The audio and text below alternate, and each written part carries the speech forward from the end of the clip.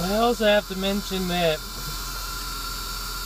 it works. Like if I turn on the turn signal, then it stops doing it.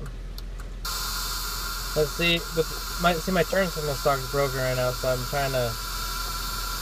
I gotta wait till take this apart till tomorrow because it's getting dark. But anyways, with both of them, they're. See if I like pull this in the right direction, it starts working. And with this time, it starts working. But if it's in the idle position with no turn signal, it makes the noise.